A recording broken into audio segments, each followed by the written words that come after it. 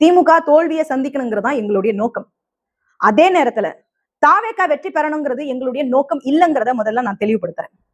தலித் மக்கள் அரசியல்ல வெற்றி பெறணுங்கிறதா எங்களுடைய முதல் நோக்கம். அதே நேரத்துல திமுக தோல்வி அடையணும்னு நாங்க தொடர்ச்சியா பிரச்சாரம் பண்ணோம், விமர்சனம் பண்ணோம், பண்ணிக்கிட்டே இருந்தோம். ஏன்னா திமுகவை வளர்த்தெடுத்ததே பட்டியலின தலித் மக்கள் தான். பட்டியலினத்தை சமூகத்தை சார்ந்த தலைவர்கள் தான் திமுகவை வளர்த்தெடுத்தாங்க. குறிப்பா அன்னை சத்தியவாணி முத்து போன்றவர்கள் தமிழ்நாடு முழுக்க பட்டி தொட்டி கிராமம் முழுக்க திமுகவை வளர்த்தெடுக்க பாடுபட்டு உழைச்சிருக்கிறாங்க. இன்னமும் சொல்லணும்னா சமுதாய மூத்தவர்களுக்கு நல்லாவே தெரியும் நான் சொல்ல போற செய்திகள்லாம். ஒரு காலத்துல திமுக பறையர்களுக்கான கட்சின்னு சொல்லப்பட்டிருக்கு. திமுக தலித்துகளினுடைய உழைப்பால உருவான கட்சி தான். திராவிட கட்சிகளை திராவிட கழகம் என்று உருவாக்கியவர்களே தலித் தலைவர்கள் தான். திராவிட சித்தாந்தத்தை உருவாக்கியவர்களே எங்களுடைய தாத்தனான பண்டிதர் அயோத்திதாசர் தான். நான் ஏற்கனவே பல முறை சொன்ன மாதிரி பார்ப்பனர் அல்லாத இயக்கத்தை நீங்க நாம எல்லாம் சேர்ந்துதான் எடுத்தோம். ஆனா எடுத்த அந்த அதிகாரத்துல நீங்க என்ன பண்ணீங்கன்னா எங்களுக்கு பங்கே கொடுக்கல அப்படிங்கறதான் குற்றச்சாட்டு எங்க மக்கள் மத்தியில. இந்த குற்றச்சாட்டு 50 வருஷமா இருக்கு.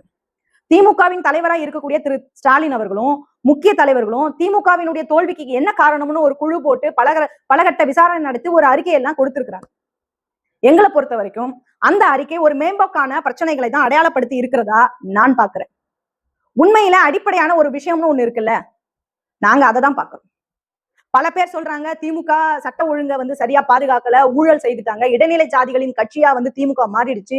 ஒவ்வொரு மாவட்டத்துக்கும் ஒரு குடும்பத்துக்கிட்ட அதிகாரம் இருந்தது. அவங்கள தாண்டி அந்த கட்சிக்காரங்க யாரும் தலைமைக்கு வர முடியாது, திமுகவினுடைய தலைமையை சந்திக்க முடியாது, வேட்பாளர் தேர்வு சரி கிடையாது, கார்பரேட் அரசியல்ல விளம்பர கம்பெனி கிட்ட கொடுத்ததுனால அவங்க தவறா வழி நடத்திட்டாங்க, உளவுத்துறை சரியா நமக்கு முன்னெச்சரிக்கைய சொல்லல, அரசு அதிகாரிகள் எல்லாம் சேர்ந்து இந்த ஆட்சியை கவிழ்த்துட்டாங்க. இப்படி பல காரணங்கள் திமுகவினுடைய தோல்விக்கு சொல்லப்படுது.